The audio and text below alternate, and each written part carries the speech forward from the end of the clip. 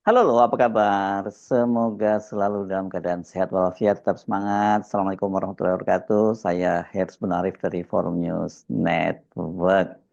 Lama tidak ada kabarnya, tiba-tiba saja Felicia Tisu, ini mantan teman wanita Kaisang Pangarep, muncul kembali dan langsung bikin heboh.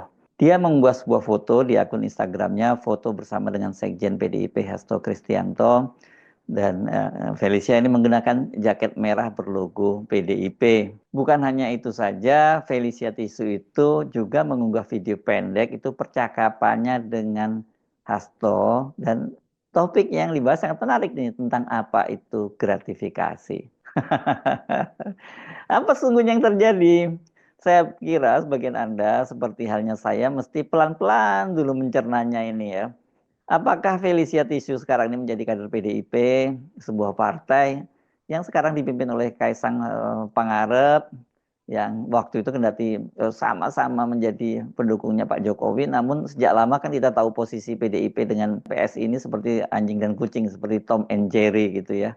Apalagi sekarang ini setelah PDIP itu hubungannya patah arang dengan Pak Jokowi, dan kemudian sebagai partai yang mengusung ideologi Jokowisme, ya pasti tambah kencang aja nih perseteruan antara PDIP dengan PSI. Nah, ini kenapa kita menduga-duga apakah dia Felicia ini menjadi kader PDIP, karena bukan hanya Felicia yang datang bertemu dengan Hasto dan juga mengenakan jaket ya. Ini ibunya, ibu dari Felicia ini. Itu yang pertama ya. Dan Anda pasti masih ingat ini, Ibu Felicia ini dulu termasuk perempuannya juga speak up karena ketika ribut-ribut bahwa Felicia itu di ghosting atau ditinggal kabur oleh Kaisang Pangarep. Yang kedua, ini topik yang dibicarakan Felicia berkaitan dengan gratifikasi. Apakah dia sekarang sudah menjadi pegiat anti korupsi? Dan tentu saja yang membuat ini jadi menarik karena Hasto itu menjelaskannya tadi kan mengait-kaitkan dengan tiket pesawat dan juga jam tangan mewah merek Rolex gitu. Mau tidak mau, jelas ini pasti publik mengkait-kaitkan itu dengan kehebohan beberapa waktu yang lalu dibuat oleh Kaisang Pangarep dan istrinya Erina Gudono. Karena ketika Erina yang pada waktu itu katanya mau melanjutkan sekolah ke Amerika dan juga mau melahirkan di sana, itu kan kemudian dia terbang ke Amerika Serikat menggunakan pesawat private jet gitu. Wah, waktu itu heboh, banyak menduga-duga katanya ini berapa ini sewanya kalau dia menggunakan private jet. Belakangan ketika dibantah, kemudian kalau tidak sewa berarti dia kan menerima gratifikasi kan begitu, karena ini bagaimanapun dia anak seorang presiden. Setelah sangat heboh, akhirnya Kaisang mendatangi KPK dan dia melakukan klarifikasi dan menyebutnya itu sebagai nebeng gitu. Yang waktu itu bikin heboh karena kalau nebeng kok seperti keterangan dari Deputi Pencegahan dan Monitoring KPK, Pahala Nenggolan, kok dia menyebutkan bahwa dia naik pesawat itu berempat saja, tidak ada pemiliknya. Jadi kalau nebeng kok nggak ada pemiliknya gitu ya. Tapi seperti sudah kita bisa duga, setelah lama mengendap kasusnya itu, akhirnya diumumkan oleh KPK ya selesai begitu saja. KPK sampai pada kesimpulan bahwa itu bukan, nggak ada soal gratifikasi lah gitu. Anda pasti akan protes, kok kayak gitu, kok bukan disebut gratifikasi, karena bahkan kan bukan hanya Anda yang protes ya, ini Wakil Ketua KPK Alexander Marwata juga menyebutkan bahwa ini kan bisa jadi modus. Kenapa? Karena nantinya orang kalau mau memberi gratifikasi pada pejabat lewat aja anak buahnya gitu. Karena itu apalagi anak buahnya yang kakaknya sudah terpisah. Jadi ya nggak ada hubungannya dengan gratifikasi. Ya suka-suka KPK lah. Nah, bagaimana soal kepemilikan jam tangan mewah merek Rolex yang disebut Hasto? Apa kaitannya dengan Kaisang gitu? Yang kita tahu kan selama ini yang dikenal pakai jam-jam tangan mewah itu kan adalah istrinya dari Gibran ya, Sylvie Ananda gitu. Nah, saya coba googling, ternyata Kaisang itu beberapa waktu yang lalu juga sempat dipersoalkan netizen karena kedapatan mengenakan jam tangan mewah merek Rolex. Ini dioprek sama netizen dan diketahui katanya harganya itu sampai tembus ratusan juta rupiah. Jadi beda banget dengan citra yang coba dibangun oleh Jokowi bahwa dia itu adalah pria yang sederhana, tapi keluarganya semua hidup bermewah-mewah. Dari kedatangan Felicia dan percakapannya dengan Hasto, publik kemudian menduga-duga bahwa pertemuan keduanya itu bukan pertemuan biasa gitu ya. Ini kalau di dalam media ini bukan anjing menggigit orang, tapi ada orang yang menggigit anjing gitu. Jadi ini sebuah berita.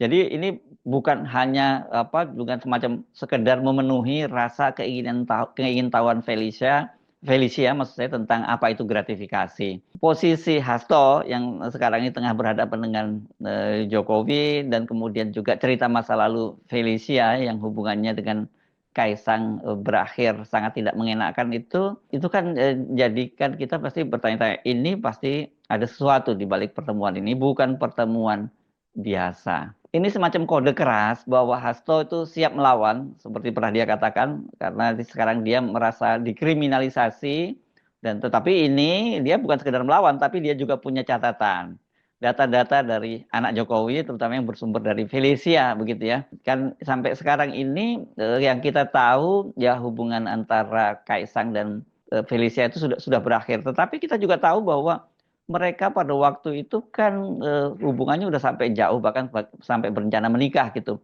Sementara Hasto belakangan ini memang sedang semangat-semangatnya membongkar-bongkar dosa masa lalu Jokowi dan keluarganya, termasuk soal dia memastikan adanya kriminalisasi terhadap Anies yang dilakukan oleh Jokowi dengan menggunakan pada waktu itu gelaran Formula E. Pintu masuknya seperti itu ya, tapi gagal operasi itu ya. Dan sementara Hasto sendiri juga tahu sekarang bahwa dia sedang menjadi target dan kemudian kelihatannya pintu masuknya ini berkaitan dengan kasus Harun Masiku yang sampai sekarang masih jadi DPO dan dari KPK.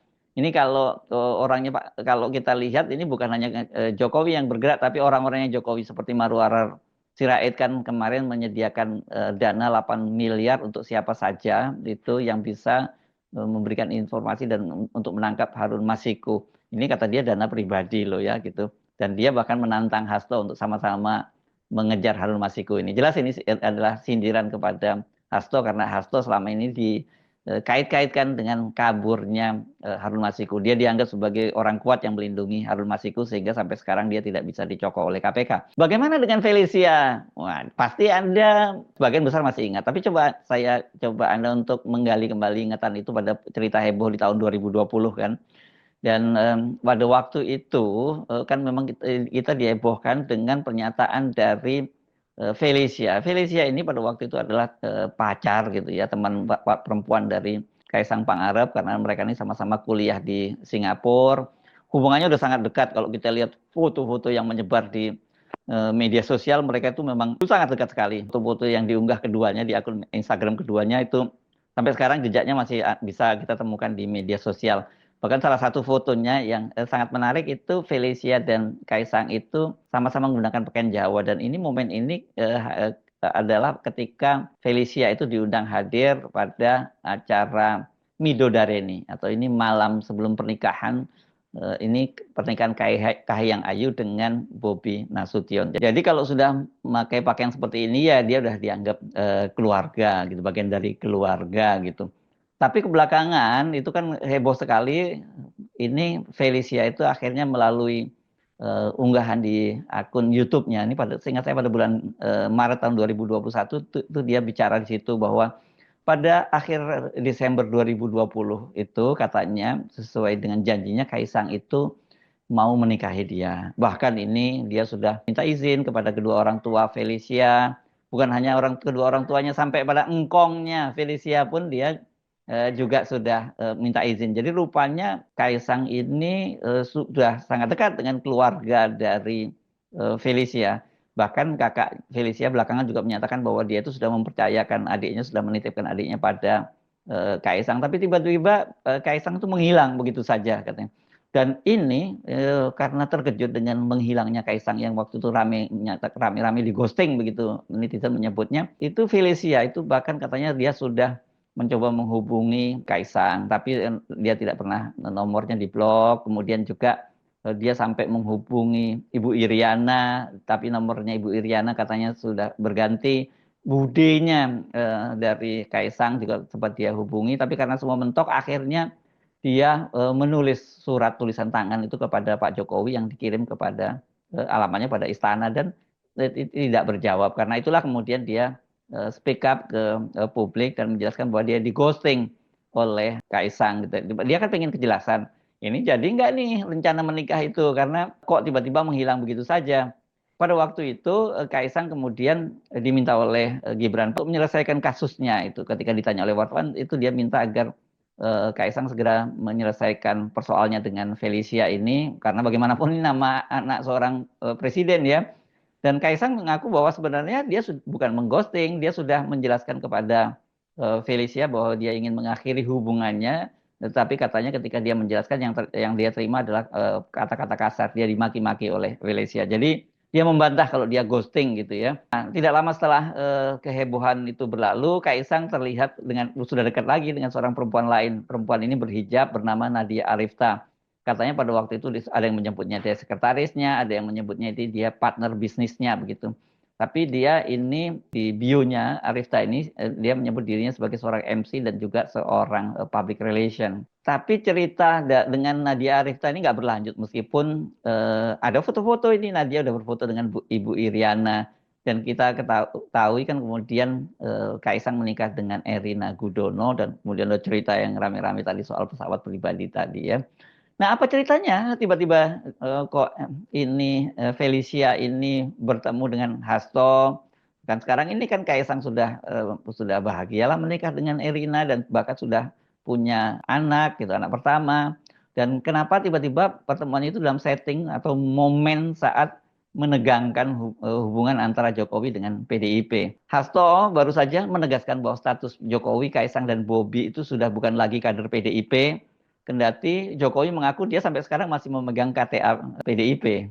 Kalau Bobi kan sudah dipecat ya. Apa penjelasan Hasto Kristianto? Nah, Hasto menjelaskan bahwa Presiden ke-7 RI itu Joko Widodo, Gibran, Raka Buming Raka hingga Bobi Nasution itu bukan lagi menjadi bagian dari PDIP. Ini ketika dia ditanya oleh wartawan, ya saya tegaskan kembali bahwa Pak Jokowi dan keluarga sudah tidak lagi menjadi bagian dari PDI Perjuangan. Itu disampaikan oleh Hasto dalam jumpa pers yang digelar di sekolah Partai PDIP Lenteng Agung, Jakarta Selatan hari Rabu kemarin. Hasto juga menilai partai itu telah menilai jika praktik-praktik politik yang dijalankan Jokowi dan keluarganya sudah tidak sejalan lagi dengan cita-cita partai yang telah diperjuangkan sejak masa Bung Karno. Sehingga itulah yang terjadi dan kemudian kita melihat bagaimana ambisi kekuasaan ternyata juga tidak pernah berhenti. Jadi kalau ini kelihatannya Pak Jokowi ini bukan di ghosting ya, ini diam-diam pokoknya sudah nggak diakui begitu saja ya sebagai kader PDIP kalau anak sekarang UNIN gitu ya. Nah, bagaimana soal pertemuannya dengan Felicia ini? Tadi kalau kita tadi kan bahasanya Felicia dia kedatangan tamu ya Pak Hasto. Tapi kalau menurut versi Hasto dia mengaku bahwa dia dihubungi oleh Felicia dan ibunya untuk bertemu. Namun dia nggak mengungkap apa isi pertemuan itu, kapan dan di mana. Apa informasinya itu rahasia. Sehingga nanti kami akan gunakan ya di dalam proses penegakan kebenaran, menegakkan kebenaran. Itu kata Hasto kemarin juga itu di sekolah Partai PDIP di Lenteng Agung. Hasto mengaku kaget bahwa kemudian dalam unggahan Felicia itu karena dia sempat ditanya katanya tentang masalah gratifikasi. Kan tadi kepada Hasto, Felicia itu bertanya apa definisi gratifikasi itu dan kemudian diunggah di akun Instagramnya. Meskipun tidak menyebut kapan dan di mana pertemuan itu dilakukan, Hasto mengaku bahwa dia saling bertukar informasi berharga dengan Felicia dan ibunya. Saya dihubungi karena dari Ibu Mei, ini ibunya Felicia, menghubungi saya dan mengatakan bahwa ketika keluarganya menjadi korban, maka mereka mengalah dan hanya memohon ia diberikan keadilan. Tetapi kemudian ketika rakyat Indonesia diperlakukan seperti ini, maka mereka kemudian ikut bergerak dan menyampaikan banyak informasi berharga kepada saya. Wah, ini yang seru nih. Nah, informasi apa yang disampaikan oleh Felicia dan ibunya kepada Hasto? Kalau dari perbincangan tadi soal gratifikasi, kita menduga-duga pasti kaitannya dengan itu nggak jauh-jauh ya. Karena ya kan kita bisa pastikan ini banyak sekali ya apa-apa yang mungkin tadinya rahasia yang secara sengaja diucapkan oleh Kaisang maupun tidak sengaja diucapkan kepada Felicia karena kan hubungan mereka sangat dekat bahkan sampai hampir menikah ya biasanya kalau orang sudah seperti ini kan banyak hal-hal rahasia yang mereka bicarakan namanya juga dengan calon keluarga sendiri gitu dan itu sekarang kelihatannya yang bisa digunakan oleh Hasto untuk melawan Jokowi kalau nanti katakanlah kasus dia berlanjut begitu ya. Karena itu, kendati yang disampaikan Hasto maupun Malaysia hanya itu bersifat normatif, itu kita bisa menduga-duga itu adalah panggung depan politik. Panggung belakangnya ya untuk sementara ini sengaja disembunyikan dan akan dibuka, ditampilkan di panggung publik manakala itu diperlukan. Hubungan PDIP dengan Jokowi dan keluarganya ini kalau mengambil tamsil pewayangan itu seperti perang saudara antara Astina dan Pandawa. Saya nggak mau menilai siapa yang jadi Astina atau juga sering disebut sebagai Kurawa dan siapa yang jadi Pandawa karena ini kan ini seperti antara kiri dan kanan antara kebaikan dengan keburukan gitu. Dan biasanya kalau dalam pewayangan ini namanya karena menanamkan nilai-nilai yang baik pasti siapapun yang benar itu pada akhirnya walaupun menderita pada awalnya dia pasti akan menang gitu, akan dimenangkan. Tapi kalau kita ikuti kisah Hastina versus Pandawa ini kan kemudian puncaknya itu menjadi perang Baratayuda ya. Kalau sekarang ini saya pikir dalam pewayangan ini baru tahapan perang kembang, ya saling mengirim sinyal-sinyal saja. Apakah kemudian akan berakhir menjadi perang Baratayuda? Kita belum tahu. Saya Arif dari Forum News Network. Sampai jumpa lagi. Wassalamualaikum warahmatullahi wabarakatuh.